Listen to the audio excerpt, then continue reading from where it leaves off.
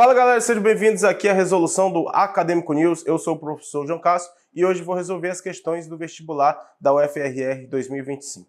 Antes de resolver as questões, gostaria de dar o panorama de como foi essa prova de Química.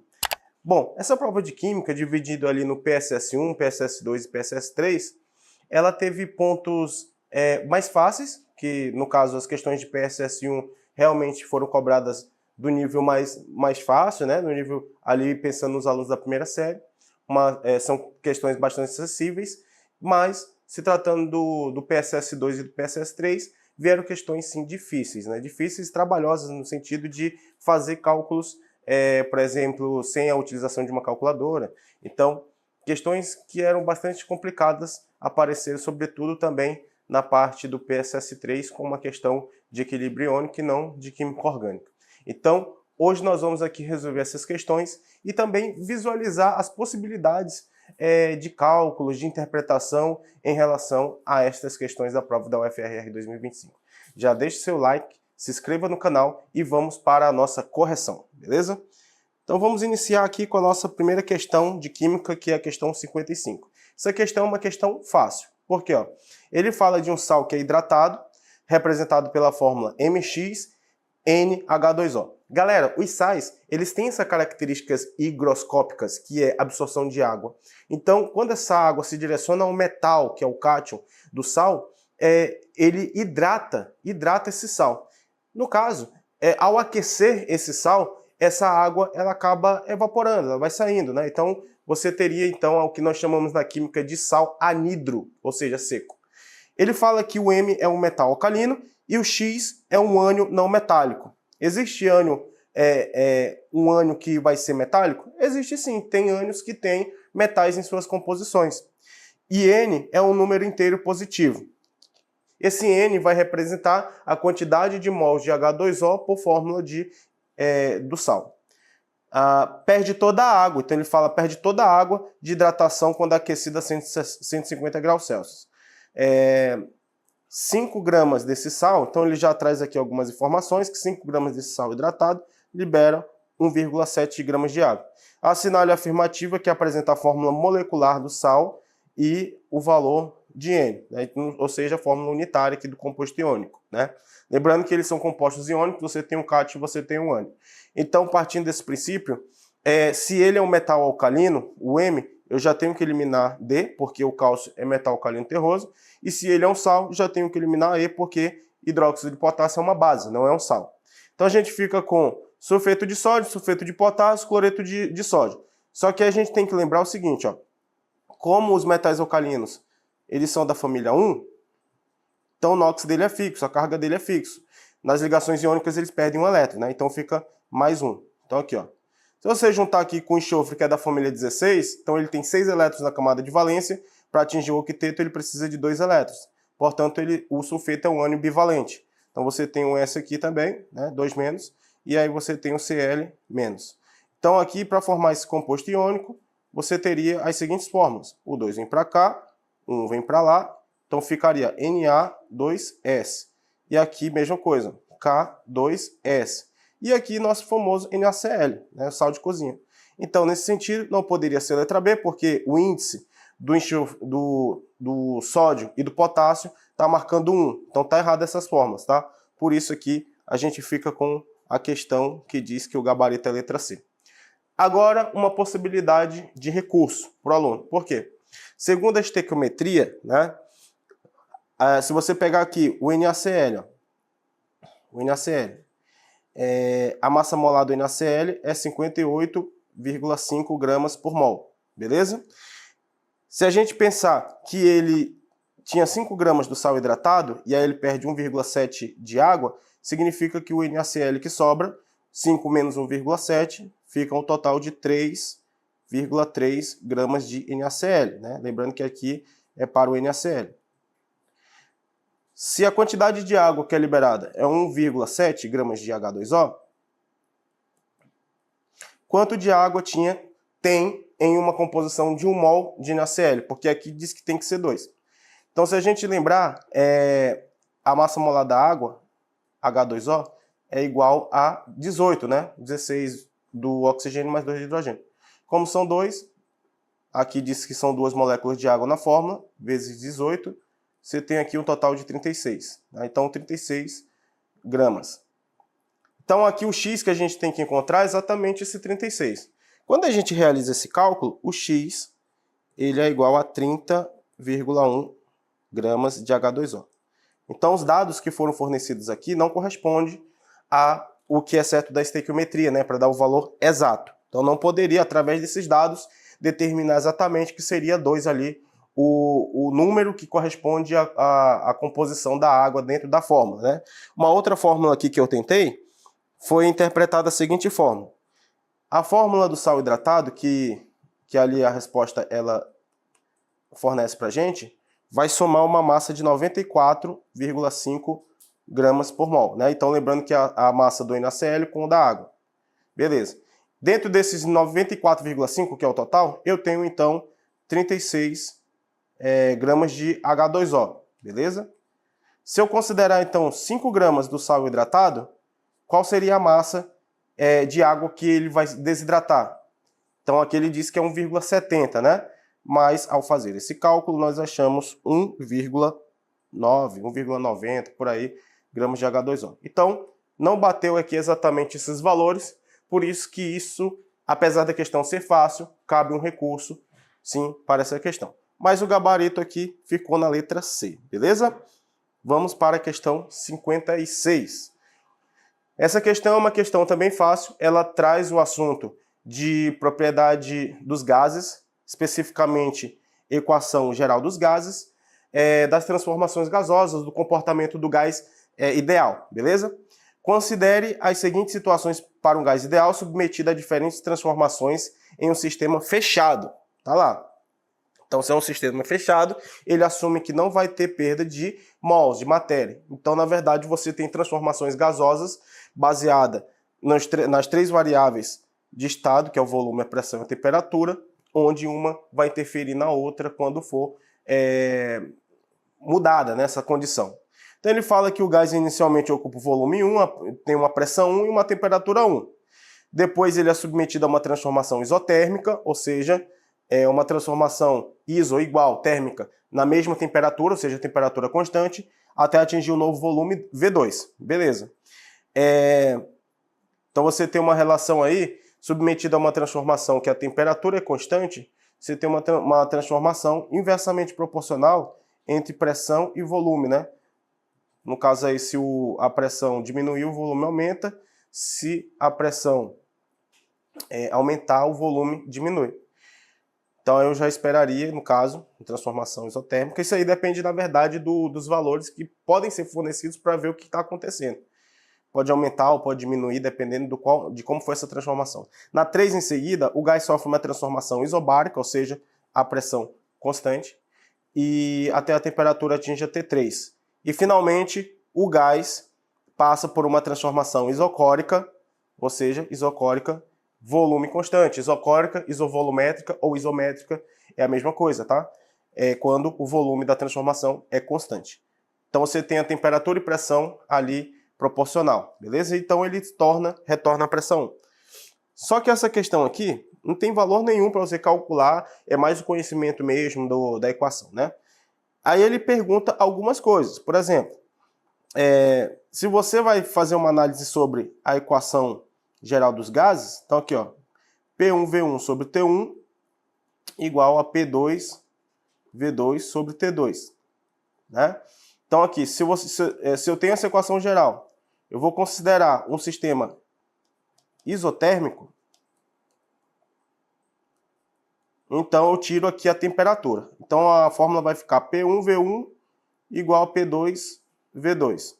Se eu considero um sistema isobárico, então pressão constante. Então tira a pressão, fica só V1 sobre T1 igual a V2 sobre T2. Se eu considero um sistema isocórico, ou seja, volume constante, eu vou tirar o V. Então vai ficar P1 sobre T1 igual a P2 sobre T2. Então a gente volta aqui para encontrar a correta, né? Após a transformação isocórica, ou seja, volume constante. A pressão 2 é dada por P2 é igual a P1 V1 sobre V2? Não, porque isso aqui é uma transformação isotérmica, né?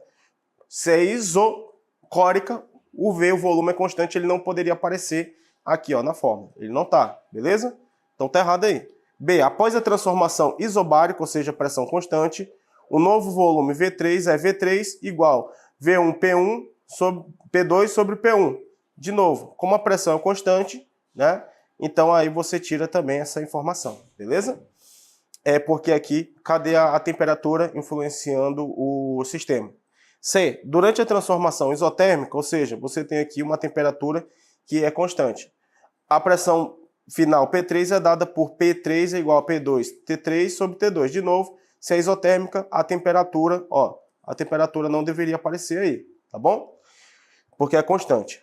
D, a temperatura T3 deve ser menor do que T1 para que a pressão final P3 seja igual a P1. Bom, aqui seria mais interessante se você tivesse valores. Por quê? Porque você pode ter um efeito para diminuir, né, a temperatura ou até aumentar a temperatura, e mesma coisa em relação à pressão, dependendo dos dados. Você não tem somente uma transformação gasosa para diminuir uma variável, você também tem o efeito para aumentar a variável, né, o valor dela. Então, por isso, ficaria errado. E aí, correta a letra E, porque diz que após a transformação isotérmica, a nova pressão é P2 igual a P1 V1 sobre V2. Então, é basicamente isso aqui, ó. Se eu pegar essa multiplicação, jogar aqui o volume para cá, vai ficar, então, assim, a nova expressão. P2 é igual a P1 V1 no numerador, dividido para V2 aqui no denominador. Isso representa exatamente essa expressão aqui do processo isotérmico, beleza? Então, questão tranquila, porque você só precisava olhar ali, né, lembrar da fórmula e fazer essas relações aí nas transformações, beleza? Então, ficou aqui gabarito na letra E. Agora, nós vamos para a questão de número 57. É uma questão que traz a estequiometria. Gente, essa questão, ela tinha tudo para ser uma questão complicada, né? Por causa dos cálculos, de toda a avaliação estequiométrica que ela solicita ali para você fazer. Foi uma questão trabalhosa. Mas no final da história ela acabou ficando muito fácil, né? E aí nós vamos discutir por quê. Aqui no caso, deixa eu puxar aqui. Uma amostra de 10 gramas de dióxido de cálcio, contendo 80% de pureza, é misturado com 100 ml de uma solução de ácido sulfúrico 1 mol por litro. Após a reação, foram isolados 8 gramas de sulfato de cálcio. Então vamos lá, a gente volta aqui para pegar a informação. Primeiro que ele fala que é o óxido de cálcio, e aí você teria que saber, por exemplo, a fórmula do óxido de cálcio, tá? Então vai ficar CaCaO. Então essa questão, ela traz a nomenclatura dos compostos inorgânicos e pede para você fazer a reação, porque para analisar uma estequiometria você precisa sim fazer a reação dela, beleza? Está reagindo com ácido sulfúrico, que é o H2SO4, para formar o sulfato de cálcio. Então, Ca, cálcio 2+, SO4 2-, beleza? E fórmula aqui no processo H2O. Lembrando que o óxido de cálcio é um óxido básico que vai, sim, atuar como uma base, neutralizando os ácidos. Muito utilizado no processo de calagem, é também utilizado ali para corrigir o pH do solo, que é basicamente esse processo aí. Aí, ó, o que a gente tem que fazer agora? Vamos anotar aqui as informações. 10 gramas de cálcio com 80% de pureza. Galera, se eu tenho 10 gramas, 80% é óxido de cálcio, 20% não é, de 10 vai ser 8 gramas, não é certo? Você vai pegar aqui, por exemplo, eu tenho 10 gramas, ó, fazer esse cálculo bem aqui, ó, 10 gramas equivale a 100%, certo? Então, 8 gramas equivale, perdão, 80%, né? Aqui, ó, 80% equivale a X, que vai dar 8 gramas, por isso que eu coloquei logo aí, né? Então, vai ser quanto? Então, você vê que um cálculo de porcentagem, aqui, ó, X é igual a 8 gramas. Então, essa questão, ela se resume nesse cálculo aí, acabou aqui, ó. A quantidade de óxido de cálcio presente na amostra é 8 gramas. Por isso que essa questão, ela ficou muito fácil nesse sentido, que você já fez o cálculo ali, até mental, quando viu 80% de 10, 8 gramas, só pode ser a letra C. né? Mas a gente vai fazer análise de todas as informações também para verificar se não tem uma outra também que poderia ser correta, beleza? Então aqui é o seguinte, eu tenho aqui um total de 8 gramas, né? Vou anotar aqui, ó, 8 gramas dele, certo? Aí a questão falou que eu tinha 100 ml de uma solução de ácido sulfúrico mol por litro. Então, peraí, 100 ml de uma solução de ácido sulfúrico de 1 mol por litro.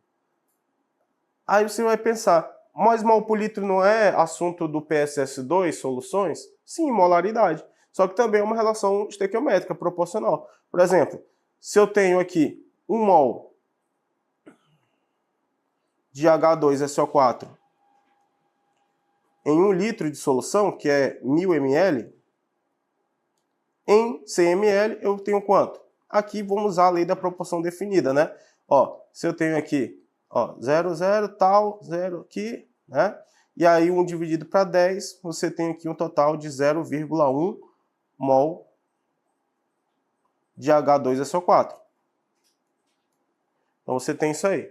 Aí agora a gente vai raciocinar assim, ó. Se eu tenho 0,1 mol dele, a gente vai pensar assim, se eu relaciono aqui o CaO e relaciono o H2SO4, a massa molar do óxido de cálcio, lembrando que essa equação está balanceada, beleza? É 40 mais 16 dá 56 gramas por mol. E a massa do ácido sulfúrico, 98 gramas por mol, né? Na hora você teria que somar essa massa molar aí, né? Então, 0,1 mol representa 10% disso, né? De 1 mol. Então, se 98 gramas é para 1 mol, 0,1 vai ser aqui, mol vai ser para 9,8 gramas, tá? Então, o que eu fiz aqui foi basicamente isso aqui, ó. Se 98 gramas equivale a 1 mol, então 0,1 mol equivale a 9,8. Então, você pode fazer isso na hora da prova. Aí, o que vai acontecer aqui? Vou apagar esse cálculo aqui, tá? Para a gente ganhar esse espaço aqui. Eu já tenho aqui a relação estequiométrica dessas substâncias. E aí eu tenho mais um dado que eu vou anotar, ó. Produziu 8 gramas de sulfato de cálcio. Então vou anotar aqui, ó. Produziu 8 gramas de sulfato de cálcio. Tá lá. O que eu posso fazer agora? Se na reação eu tenho 9,8 gramas do ácido sulfúrico, então pela estequiometria, né, você teria que reagir com, se aqui é 1 décimo, então ele deve reagir com 1 décimo aqui. Então ele reage com 5,6 gramas do óxido de cálcio. Aí ele vai também fazer o seguinte, vai perguntar quem é o reagente em excesso, e ele fala que é o ácido sulfúrico, ao mesmo tempo que fala que o óxido de cálcio é limitante. Então essas duas aqui não poderia ter uma correta, porque uma corrobora com a outra. Então, ó, se eu tenho 9,8 gramas do ácido sulfúrico, ele reage com 5,6 gramas do óxido de cálcio, só que na reação eu coloquei 8 gramas de óxido de cálcio, o óxido de cálcio está em excesso, né? Então aqui a letra A está fora e a letra E está fora, porque aqui esse está em excesso, né? Certo? E, no caso, o sulfúrico é o limitante. Beleza. Então, a massa teórica do sulfato de cálcio que deveria ser formada é 9,4 gramas. Então, eu calculei aqui a massa molar dele. A massa molar dele é de 136 gramas por mol. Então, veja só. Se reagiu aqui 0,1 mol de sulfúrico, produziu 0,1 mol de sulfato de cálcio, e logo isso corresponde à massa de 13,6. Esses cálculos são tranquilos de pensar na hora, porque você tem 0,1 mol, então você teria 1 décimo da massa molar. Então, na verdade, não produziu aqui 9,4 gramas, tá? Teoricamente, deveria produzir 13,6 gramas do sulfato de cálcio. C. A quantidade de óxido de cálcio puro presente na amostra é 8 gramas. Sim, que a gente fez esse cálculo de porcentagem no início, que facilitou em muito essa questão, né? E D, o rendimento da reação de 85%. Aí, para você fazer o rendimento, você vai pensar assim. Se 13,6 gramas do produto, vou colocar P aqui, deveria ser o 100% da reação, rendimento 100%, mas na verdade produziu apenas 8 gramas do produto, qual vai ser a porcentagem, ou seja, o rendimento da reação aí? Então nós chegamos aqui a um valor igual a 58,8%. Então, na verdade, não poderia ser 85%, por isso o gabarito mesmo é a letra C, beleza? Então, como eu falei, essa questão tinha o potencial de ser complicada, porque ele pede várias informações, mas no final, o que realmente validava ela era um cálculo de porcentagem muito tranquilo também, por isso que eu avalio ela como uma questão fácil, beleza? Show de bola? Então, gabarito letra C. Vamos agora para a questão de número 58. Essa questão de número 58 já é uma questão do PSS2, é uma questão que traz a ideia da titulação, né? Titulação é um processo em que um ácido, é uma titulação ácido-base, diga-se de passagem.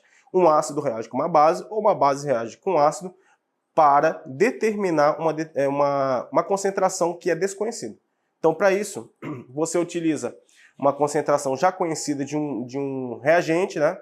Que é para determinar a concentração de uma outra, ou enfim, você tem esses procedimentos aí e uma estequiometria aparece aqui na reação, né? Então aqui nós temos hidróxido de sódio, NaOH, neutraliza completamente o ácido sulfúrico, de acordo com a equação NaOH mais H2SO4, forma sulfato de sódio mais água, né? Uma reação um pouco parecida ali com a outra, mas a que a gente viu anteriormente era com óxido de cálcio. Primeiramente, a gente precisa balancear essa equação, porque a estequiometria tem que ser respeitada nesse sentido. Então, a gente entende que se tem um diácido, ou seja, 2 hidrogênios, ele vai precisar de 2 mols de hidroxilas para neutralizar, né? Então, aqui tem 2 sódios, eu coloco 2 aqui, certo? Então, 1 aqui, e aí você também tem 2 para 1 aqui, ó. 2 para 1, beleza? E aí você tem esse balanceamento completo. O que é importante aqui, nesse caso, o que vai ser importante aqui nesse caso vai ser esses dois mesmo, ó. Esse aqui e esse aqui, tá? 2 para 1. Então, significa que 2 mols, vou colocar aqui, ó, 2 mols da base precisa reagir com 1 mol do ácido, beleza? Aí ele fala assim, qual o volume em ml de uma solução do ácido de concentração 1,5 mol por litro reage com dados 1 mol de hidróxido de sódio? Então, você precisa fazer essa correlação estequiométrica que está na reação. Então aqui, ó, se 2 mols reage com 1 mol, aí você vai pensar, mas eu quero neutralizar 1 mol da base, eu vou precisar então, lei de Proust, ó, 2 está para 1, 1 está para 0,5, né? Ou seja, metade mol do ácido. E aí, mel na chupeta, né? Você vai pegar aqui essa questão, é uma questão média, assim, por assim dizer, né? Pelo raciocínio, mais ali puxado para o fácil também, porque você agora vai utilizar a fórmula da molaridade, que é número de mols sobre volume. Então, se você quer calcular o volume, você vai pegar o número de mols do ácido e dividir pela molaridade dele. Então, o volume aqui, né, o que ele pede, vai ser 0,5, foi o tanto de mols do ácido que você utilizou na reação, e a concentração desse ácido, 1,5 mol por litro. Mol com mol, tchau. E aí você tem aqui 1 sobre 3, que é igual a 0,333 e por aí vai, né? Lembrando que aqui transformando para ml, é só você multiplicar por 1000, que corresponde ao volume aqui, né? Não precisaria fazer isso na hora da prova, porque uma conversão de ml para litros não vai mudar ali o valor, por exemplo, do 3. Ele não vai mudar esse valor, só vai deslocar mesmo a vírgula. Então, 333 ml do ácido, que deve ser, nessa concentração, que deve ser utilizado para neutralizar esse 1 mol de hidróxido de sódio, beleza? Tranquilo? Show de bola. Gabarito letra B. Até aí tranquilo, a prova estava show de bola, né? E aí aparece essa questão 59, que é uma questão de termoquímica, uma questão trabalhosa, né? Eu avaliei essa questão como difícil, né? De médio para difícil ali, porque não o raciocínio todo, né? Realmente ele exige um raciocínio, mas é uma questão muito trabalhosa, por causa dos cálculos das etapas que têm que ser realizadas, e ela é uma questão muito cara de Enem e sobretudo, SpaceX, né?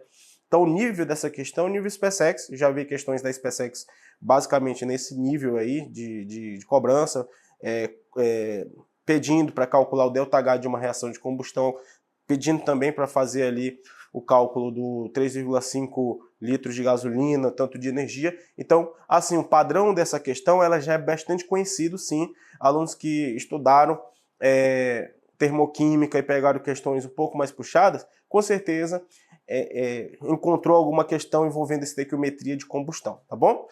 Beleza? Então vamos lá, essa questão é um pouquinho trabalhosa, e ele fala sobre a combustão completa de um hidrocarboneto que se dá quando o oxigênio há suficiente oxigênio para queimar todo o combustível. Então ele está fazendo uma distinção entre a combustão completa e depois ele fala da combustão incompleta, que acontece quando o oxigênio é insuficiente para queimar todo o combustível.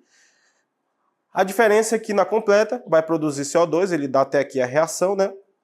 E água, e na incompleta produz CO, ou até ele enfatiza ali que pode produzir carbono elementar, no caso de fuligem, fumaça preta.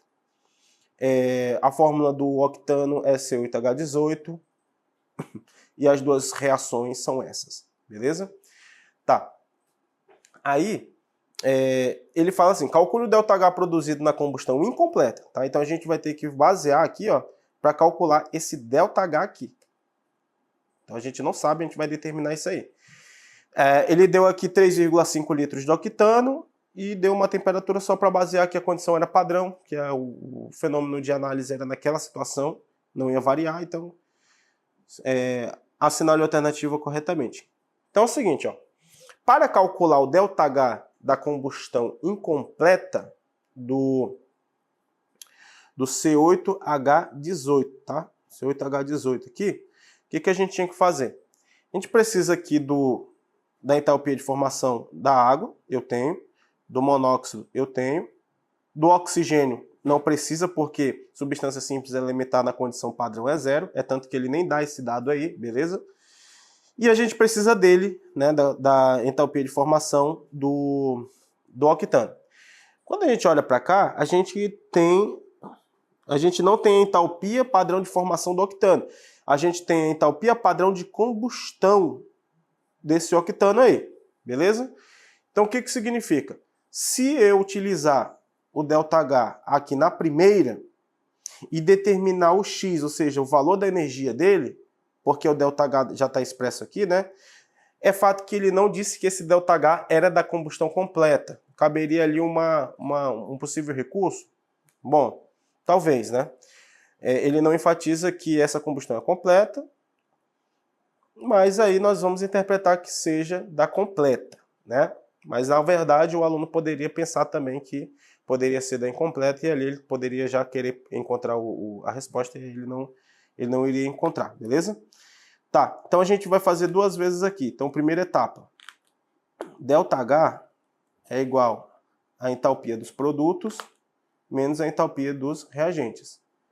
Então aqui ficaria ΔH é igual produto CO2. Então você tem aqui uma outra coisa também que tem que ser feita aqui nessa equação. Já está esquecendo aqui, tá? A gente precisa balancear essas equações aí, porque senão a gente não vai encontrar o valor correto, beleza? Então aqui é o seguinte, ó, você tem 8 aqui, então 8 vem para cá, 1 vai para cá, aí você tem 18 hidrogênios, então aqui fica 9, e aí você tem 9 mais 16, dá 25,5, ou 25 sobre 2, e aí nós balanceamos a primeira equação. A segunda equação, mesma coisa, o 8 vem para cá, um carbono vezes 8, então aqui fica 1 aqui na frente, né? 8 carbonos, 18 hidrogênios, então aqui vem o 9, então fica mais ou menos a mesma ideia, né? Só que aqui você tem 9 oxigênios e 8, então fica 17 sobre 2. Esse balanceamento do oxigênio não vai fazer diferença nenhuma porque ele vai ser zero. Então vai ficar assim, ó. ΔH vai ser 8 CO2 produtos, né? Mais 9H2O menos o reagente que é o C8H18. Tá.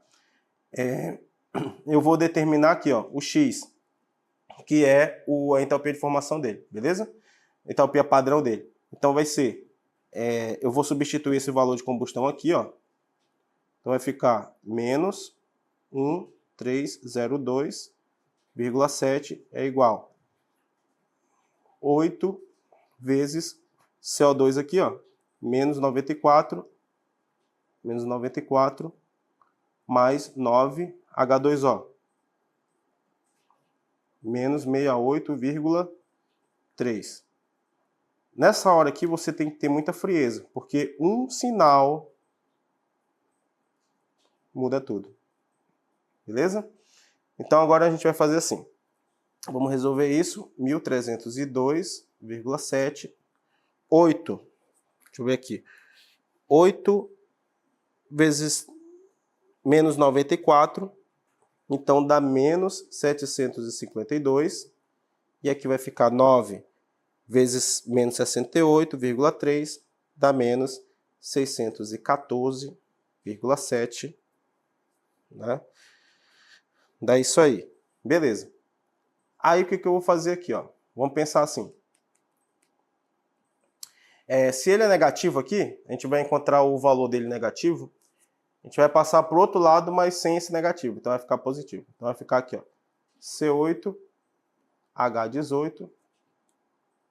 E esse que é negativo, eu vou passar positivo para o outro lado, beleza? 752, vou repetir aqui. Poderia já calcular isso. 0,7 mais 1.302,7. Esse valor aqui foi igual a menos 64 quilocalorias. Então, o que isso significa? Que a entalpia padrão do octano, ali encontrada na reação de combustão completa, é menos 64. Então, esse valor que estava faltando para a gente determinar a entalpia, variação de entalpia na reação de combustão incompleta, beleza? Então, vamos para o segundo passo agora. Olha só. Segunda etapa é fazer justamente agora o ΔH baseado na entalpia de combustão incompleta, beleza?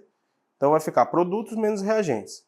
Então aqui você tem 8CO mais 9H2O menos o reagente, que é o C8H18, que é o octano.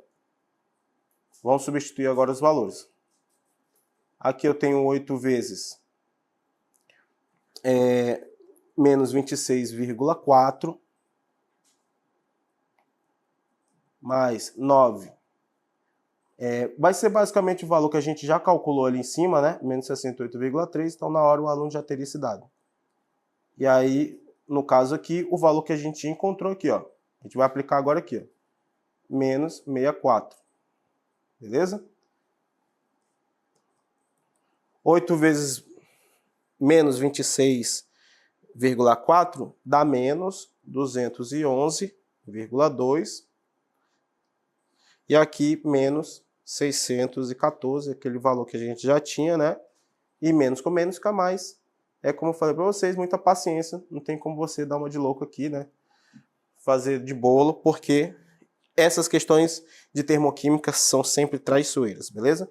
Resolvendo esse cálculo aqui, dá menos 761,9 quilocalorias. Você poderia fazer um arredondamento ali, né? Para 762. E aí? Aí, esse valor aqui é para 1 mol, tá? É para 1 mol, ou seja, quilocaloria por mol, que é a combustão dele. Então, 1 mol lá na equação, então, é esse valor de quilocalorias por mol. Então, aí que entra a sacada estequiométrica final. Por quê? Ó? O que a gente vai raciocinar aqui? Ele quer saber qual é o valor do ΔH mais na combustão de 3,5 litros de gasolina, de octano. Então, o que eu tenho que fazer agora, hein? Eu tenho que calcular a quantidade de mols de gasolina que eu tenho aí, porque eu já tenho o valor para 1 mol, não é verdade? Então, quantos mols eu tenho em 3,5? Ele deu a densidade. Se você tem volume e densidade, você calcula a massa. Então, nós vamos fazer isso agora. Vamos lá. Se densidade é igual a massa sobre o volume, então a massa é igual a densidade vezes o volume. A massa, então, aqui em questão é densidade 0,7 gramas por ml, né? Ele deu ml, e o volume 3,5 litros, que equivale a 3.500 ml. ml com ml, então a massa aqui em questão, deixa eu ver aqui, a massa deu 2.450 gramas, ou seja, 2,450 kg. Aí, o que a gente vai fazer agora? A gente vai calcular quantos mols tem aí. Eu vou usar a fórmula do mol aqui. Mol é igual a massa sobre massa molar. Então aqui, o número de mols vai ser igual a 2.450 gramas dividido para a massa molar. Aí agora você tem que voltar lá e calcular a massa molar do isoctano. Bom, a massa molar dele, né, é 114 gramas por mol, tá bom? Então esses detalhezinhos dificultaram muito essa questão, né? Muito trabalhosa. Se for fazer isso aí, demora muito. Então, o resultado aqui deu 21,5 mol. Agora a gente vai fechar com chave de ouro, né? Então, assim, primeira etapa, segunda etapa, terceira etapa do cálculo, quarta etapa do cálculo, e agora nós vamos matar a questão com a última etapa desse cálculo, que é o cálculo estequiométrico mol-energia. Então, eu vou chamar isso de quinta etapa do nosso cálculo, beleza? O que eu vou fazer nessa quinta etapa aqui? Ó? Fazer o seguinte, se 1 mol dele libera uma energia de 761,9 quilocalorias, então 21,5 mol vai liberar X. E aí o X é igual, é só multiplicar esse com esse, está marcando o valor aqui da letra D, 16.373 quilocalorias aí aproximadamente, beleza? Professor, mas deveria estar negativo? Não, o conteúdo energético em si é um valor que é positivo, né? Esse negativo é mais um indicativo de que ele está sendo liberado. Como todos estão positivos, aí a gente entende que ele quer o conteúdo energético aí, beleza? Então é uma questão difícil porque ficou bastante trabalhosa de fato. O aluno precisava ter muita atenção para fazer esses cálculos, não errar ali numa multiplicação, no jogo de sinal, e realmente uma questão trabalhosa aí do vestibular da UFRR. Vamos agora para a questão de número 60. Também é uma questão um pouquinho ali trabalhosa que requer os conceitos, mas é uma questão média, né, que traz o assunto de equilíbrio iônico.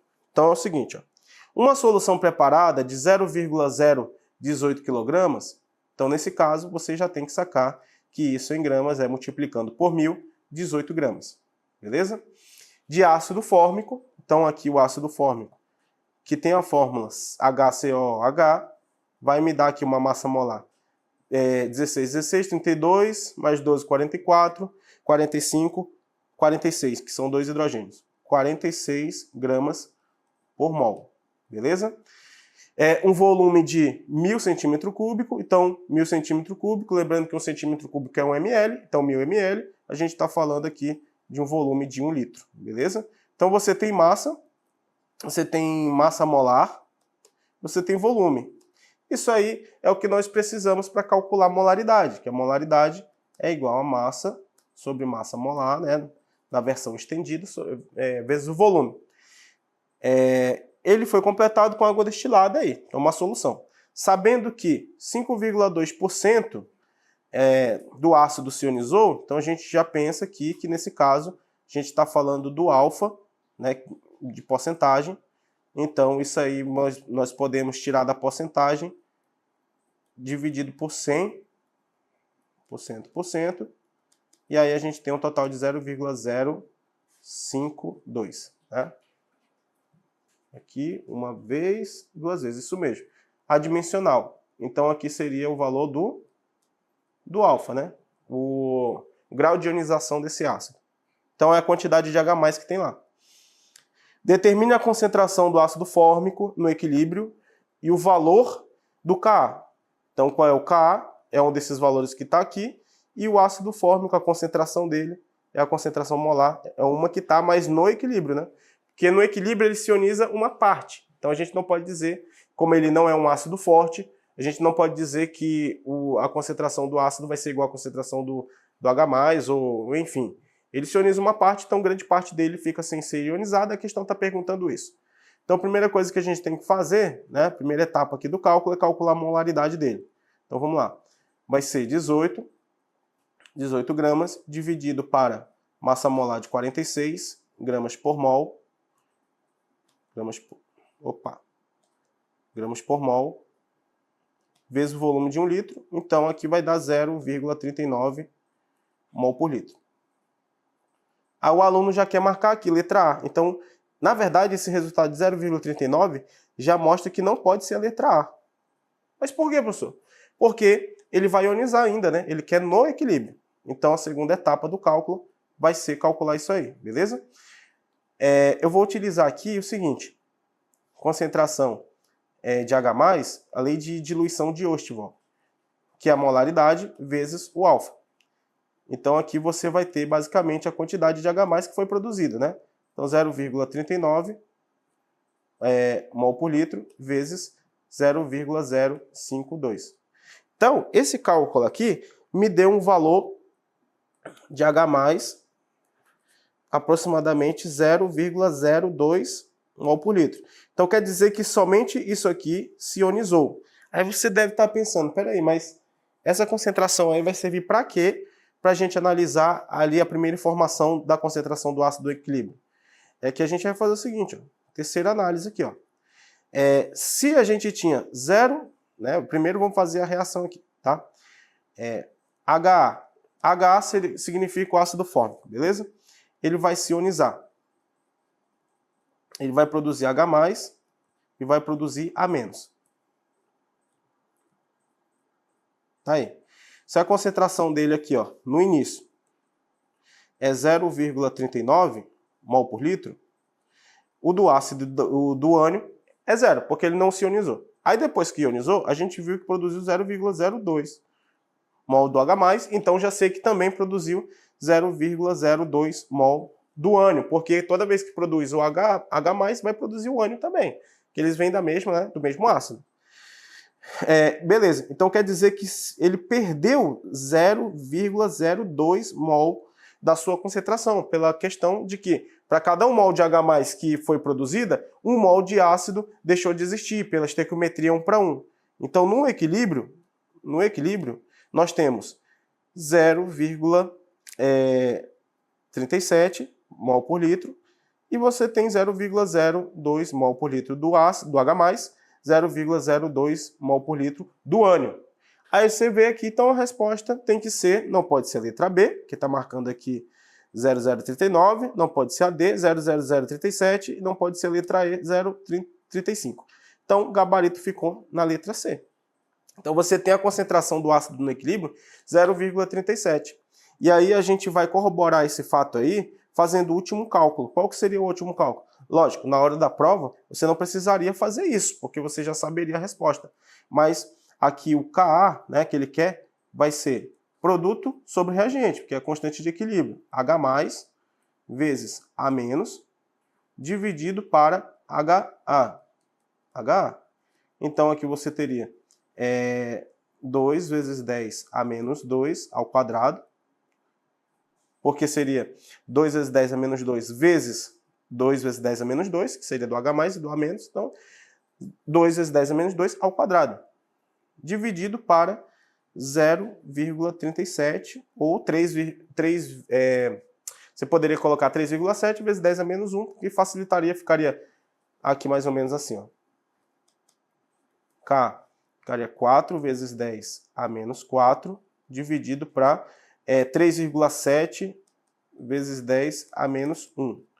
Então o resultado aqui daria mais ou menos, né? Se você colocasse 4 vezes 10 a menos 1, daria 1.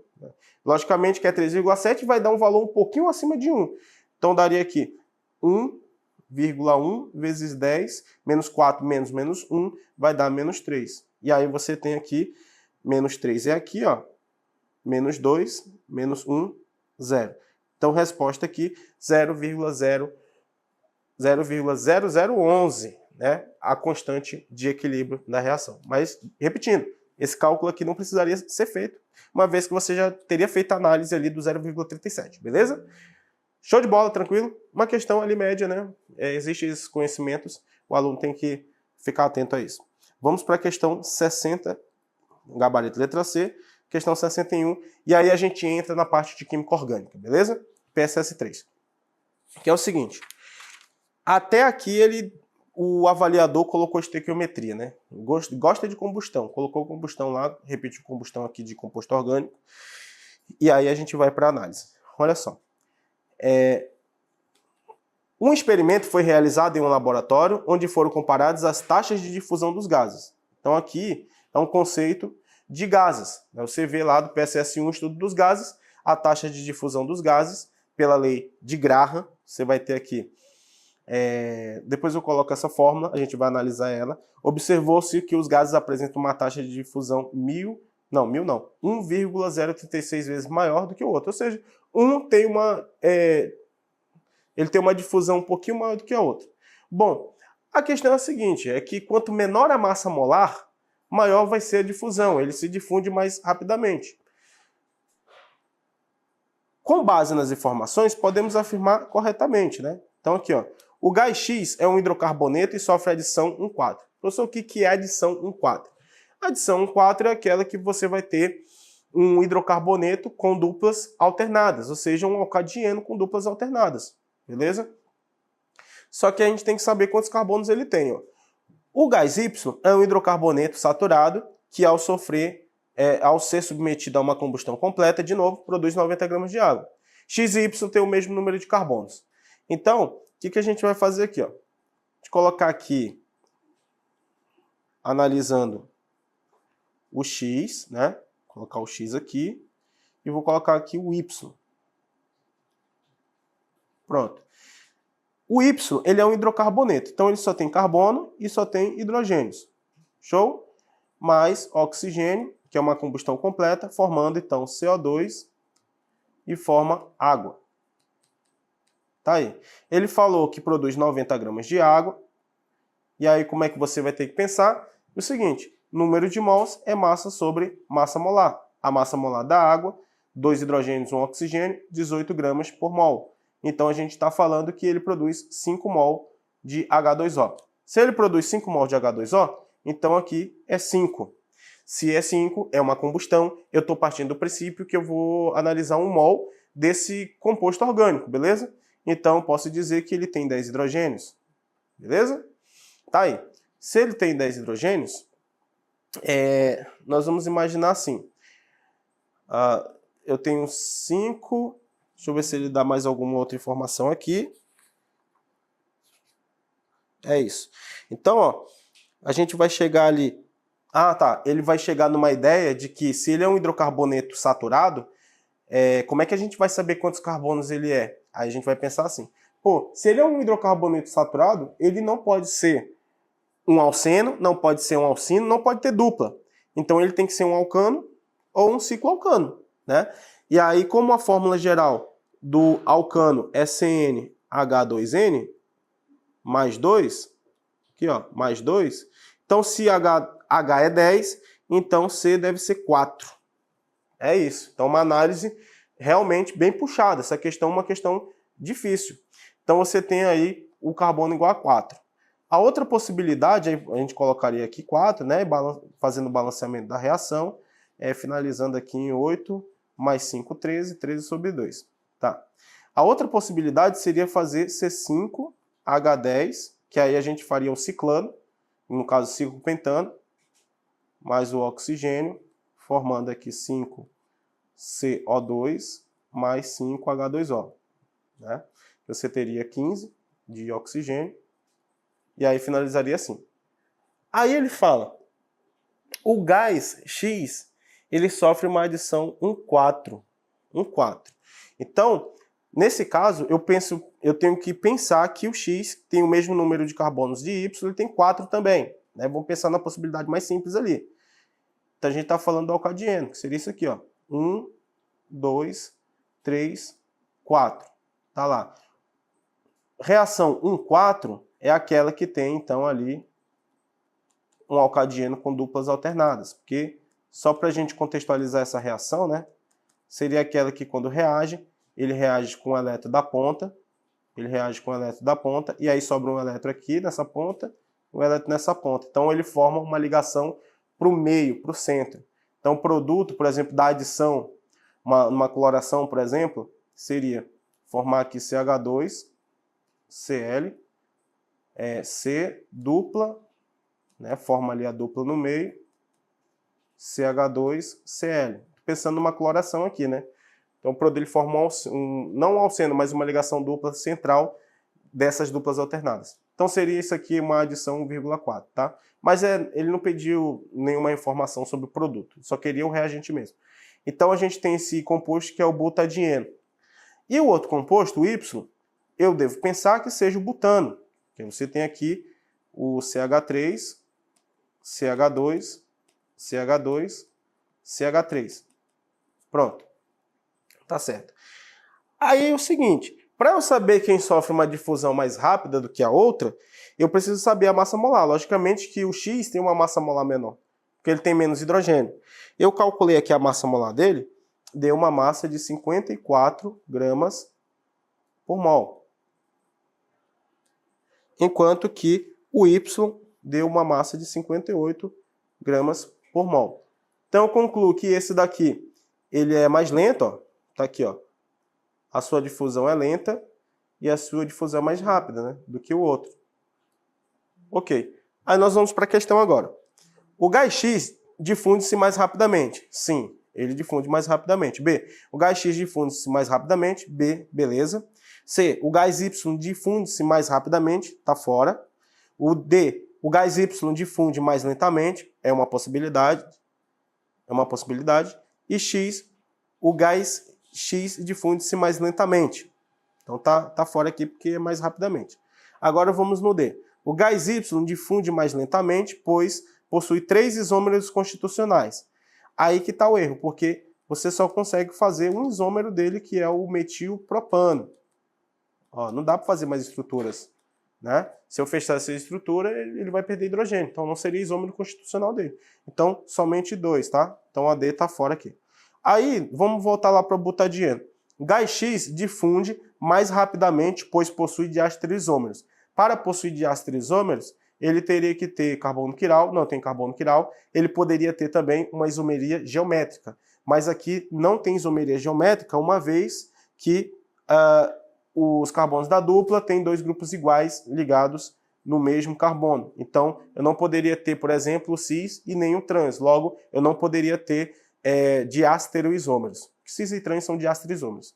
Então, ficou na letra B. O gás X difunde-se mais rapidamente e não possui isômeros geométricos. Foi justamente essa análise que a gente fez. Beleza, questão terminou aí. Agora, lembra que eu falei para vocês da possibilidade do ciclopentano, e aí eu teria o pentadieno, 1,3, no caso ligação dupla 1,3, ele também sofreria uma reação 1,4, né, uma adição 1,4, e você teria essa possibilidade. Só que o ciclopentano e provavelmente o pentadieno, ele não vai ser um gás, ele não é um gás na condição padrão. Tá, o experimento, ele não fala aqui das condições do experimento, poderia falar, né? Caberia um recurso nesse sentido, porque você não tem as condições do experimento para determinar se realmente ele é gás ou não. Mas o detalhe cruel está aqui. Esse valorzinho que ele deu aqui foi um valor que ele colocou justamente para excluir qualquer possibilidade de recurso. Por quê?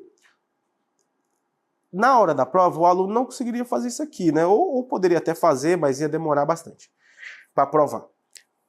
Eu entendo que ele colocou isso só para excluir qualquer possibilidade de recurso. Por quê?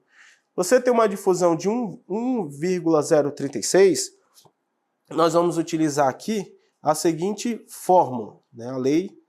A lei de Graham, que vai ser velocidade de x sobre a velocidade de y é igual a raiz quadrada da massa de x, né? A fórmula é essa, a massa de y sobre a massa de x. Só que aí, para a gente facilitar o nosso cálculo, eu vou determinar aqui a massa do butadieno. Então, eu vou colocar aqui Y em cima, vou colocar X embaixo, vou colocar X em cima e Y embaixo. Então, qual é a ideia? A ideia, fiz até esse cálculo aqui, se a velocidade de um é 1,036 vezes maior que a outra, eu posso dizer que a velocidade de Y, que é mais lento, né, gente? Por isso que eu coloquei ali. É mais lento o Y, mais rápido o X. Então, eu coloco aqui embaixo o X, ó, 0,36. Igual a raiz quadrada, a massa do X. Então, a gente vai determinar a massa do butadieno, que tem que dar 54 no final, para dizer que é ele. E a massa do Y, a gente calculou, deu quanto? Deu 58. 58 gramas por mol. Pronto.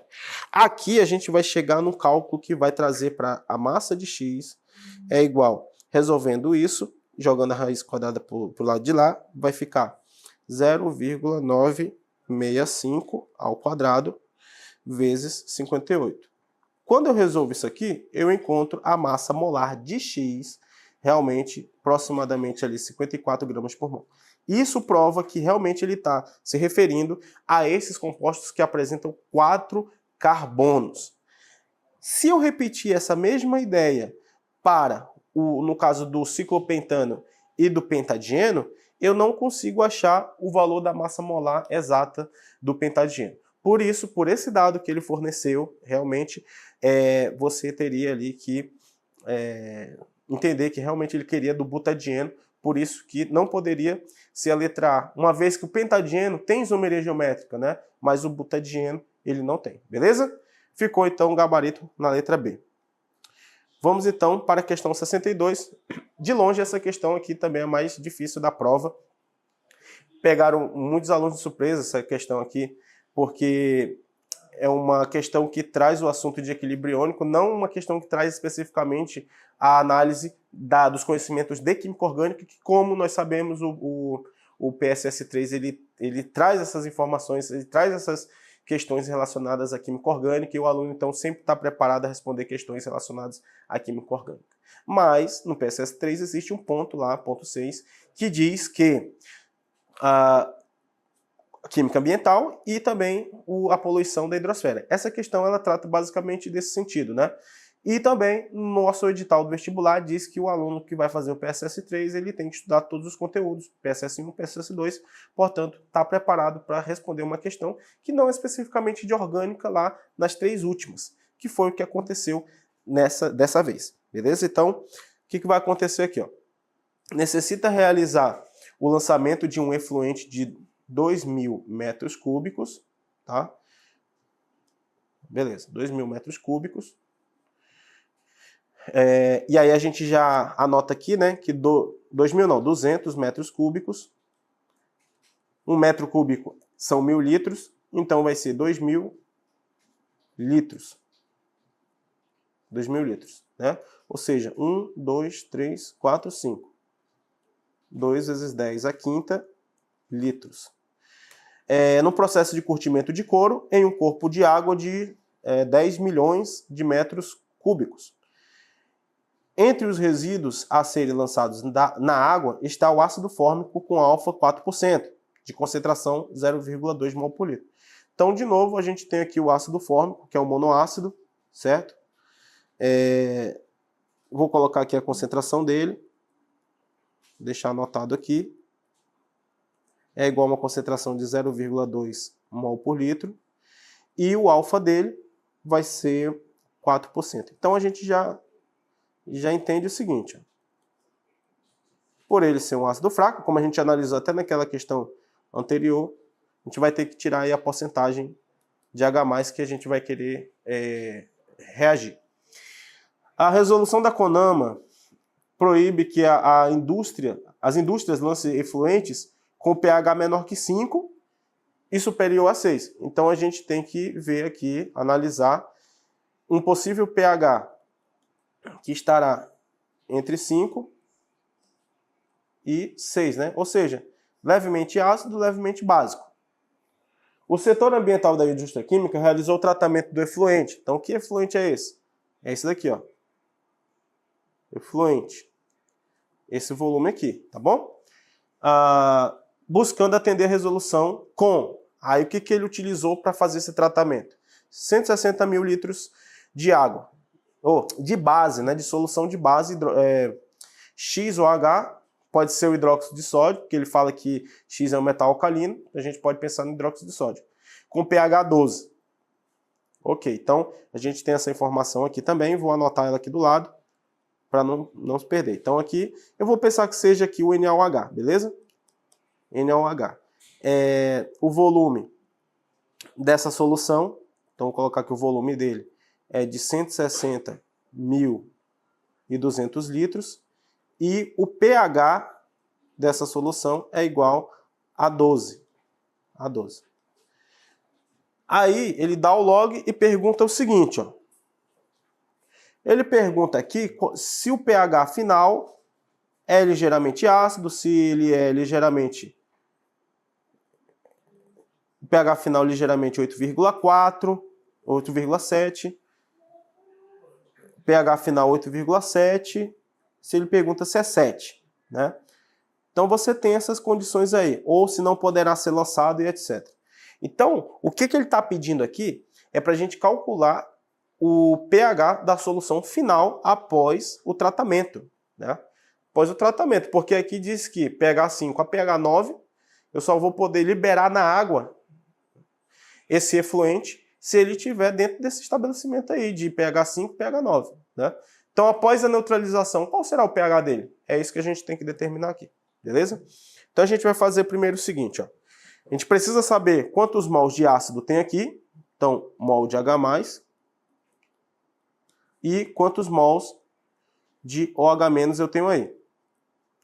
Tá. Mol de H+, eu vou fazer assim. Eu vou usar a lei de diluição mais uma vez, tá? Então aqui vai ser concentração de H+, é igual à concentração do ácido, então aqui vai ser 0,2 mol por litro, vezes o alfa sem ser porcentagem. Então, dividido por 100, isso aqui vai ser 0,04. Então aqui eu encontrei um valor de 8 vezes 10 a menos 3 mol por litro. Então você tem essa concentração aí. Agora, da base, o que a gente vai fazer aqui? Ó? Primeiramente, se o pH da base é 12, significa que a concentração de H+ da base é 1 vezes 10 a menos 12. Só que o que reage da base, que é importante para a gente, não é o H+, né? E sim o OH-. Então, menos 12. Por quê? Porque aí você vai pensar assim, professor, se o pH é 12, o pOH é 2. Então, a concentração de OH- é igual a 1 vezes 10 a menos 2 mol por litro. Pronto. Aí, o que a gente vai fazer agora? Eu preciso saber quantos mols de H+ eu tenho aí e quantos mols de OH- eu tenho aí, beleza? Então, aqui, ó, a quantidade de mols de H+, eu vou pegar aqui e vou multiplicar pelo valor, porque eu posso fazer assim, molaridade é número de mols sobre o volume. Então, o número de mols de H+ é 2.000 aqui, 2 vezes 10 a quinta, litros, vezes a molaridade, que é 8 vezes 10 a menos 3. Tá. Então, o número de mols de H+, a gente encontrou aqui um valor de 1.600. Então, 2 vezes 6 deu 1.600 aqui, mol. E no caso da base, vamos lá, vamos fazer a mesma coisa aqui, ó. Número de mols da base, eu tenho uma concentração de 1 vezes 10 a menos 2,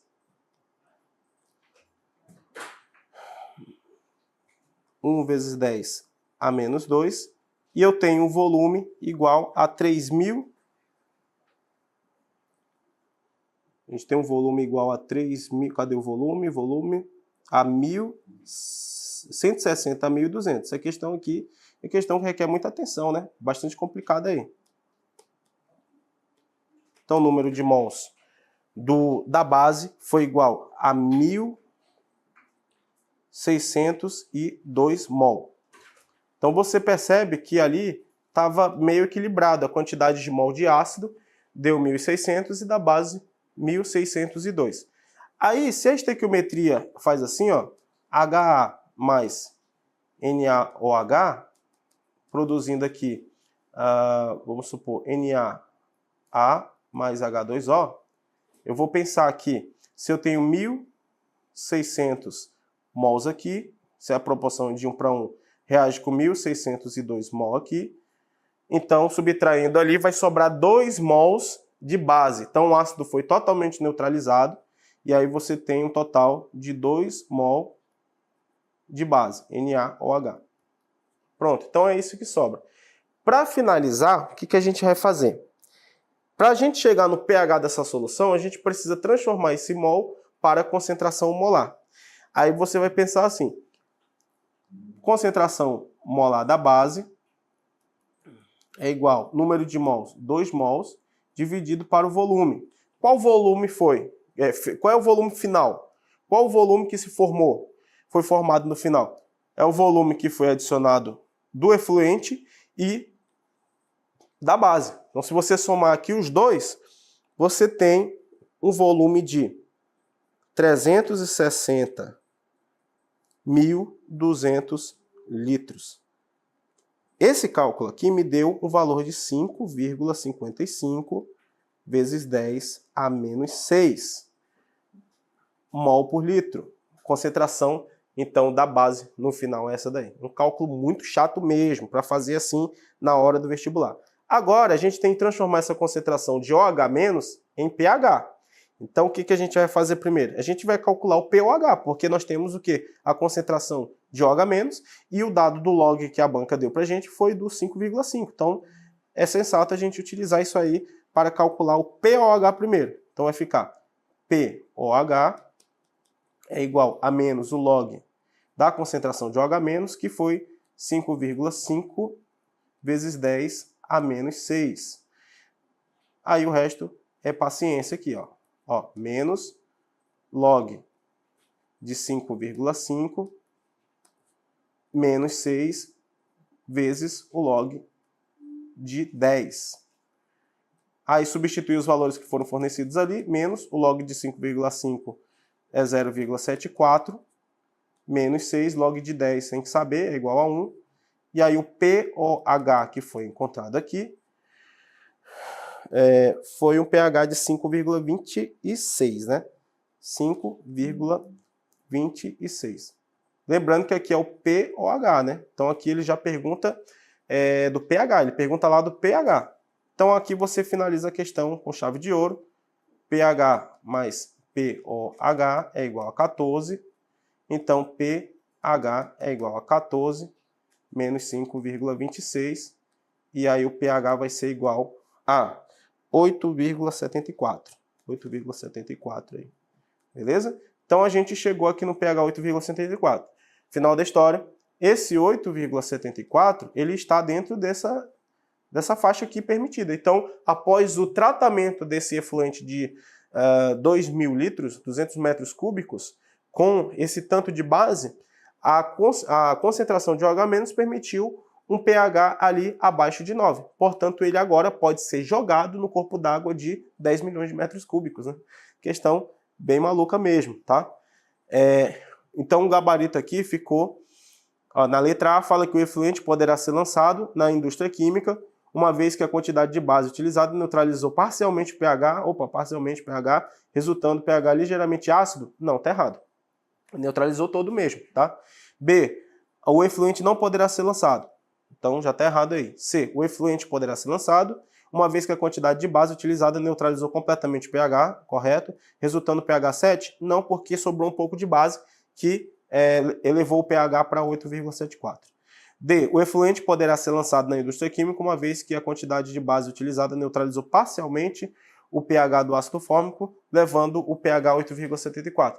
Se ele tivesse neutralizado parcialmente o H+ do ácido fórmico, então a solução seria ligeiramente ácida. Então, o gabarito ficou aqui na letra E. Ele poderá ser lançado uma vez que a quantidade de base utilizada neutralizou completamente o pH do ácido fórmico resultante com pH 8,74 na resolução. Então, essa questão é uma questão difícil mesmo, difícil, tá? É uma questão que poderia cair muito bem em uma prova de concurso para professor de química ou até para a prova de químico. Vamos então para a questão 63 para a gente finalizar aí. Na questão 63, nós temos aqui uma questão de química orgânica mesmo, mas de novo trazendo a combustão. O nosso avaliador de Química 2025 adora uma reação de combustão, né? O composto orgânico contém exclusivamente carbono, hidrogênio e oxigênio. Então, nós vamos colocar aqui carbono, hidrogênio e tem o oxigênio. Ao queimar completamente, ele vai produzir aí dióxido de carbono e água. Então, isso aí denota uma reação de combustão no processo. Então, pela terceira vez, estamos fazendo aqui uma reação de combustão na prova da UFRR. Ou seja, a prova veio para queimar mesmo, né? Olha só, 2,25 gramas de água e 5,5 gramas de CO2. Aí ele pergunta assim, a alternativa que descreve uma característica errada. Então, do composto cabe uma interpretação aí. Espera aí. Quer dizer que o composto que eu vou achar através da fórmula, ele contém uma incorreta, então as outras todas estão corretas. O avaliador pensou assim. Mas a alternativa que descreve uma característica correta, também pode ser que ele esteja falando que nas alternativas, aquela alternativa vai dizer uma proposição incorreta, né? Então, cabe uma interpretação aí, poderia sim gerar um recurso nesse sentido, tá? Mas aqui é o seguinte, ao calcular o número de mols da água, massa sobre massa molar, 2,25 gramas sobre 18 gramas por mol, a gente encontra aqui um número de mols igual a 1,25. Beleza. Ao calcular o número de mols do CO2, 5,5 gramas dividido para 44, que é a massa molar dele, a gente encontra também a mesma quantidade aqui de 1,25. Ou seja, o coeficiente estequiométrico de CO2 e o coeficiente estequiométrico da H2O é o mesmo. Como é que eu vou transformar isso para um número inteiro? Eu posso simplesmente multiplicar por 5, tá? Que aí eu vou, pela lei de Proust, esse valor vai ser igual, por 5 não, por 4. Pela lei de Proust, esse número vai ser igual a 5. E aí também multiplicando aqui, né, com a mesma quantidade de mols, 1,25 vezes 4, você encontra ali um valor igual a 5, beleza? Então, o menor número inteiro possível. Então, o coeficiente aqui é 5, e aí, como aqui também é o mesmo número de mols, vai dar 5 mols aí.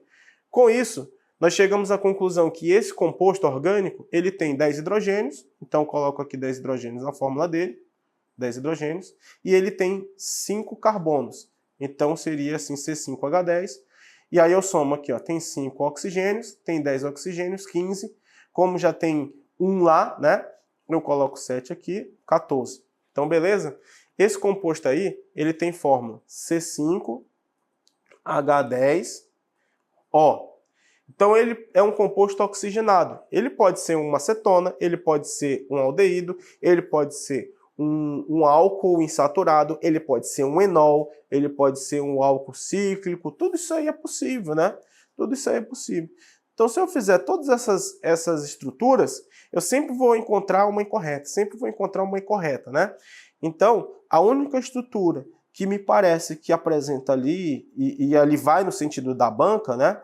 Vai ser um aldeído, que tem 4 carbonos na cadeia principal, então ele teria aqui 2, 3, 4,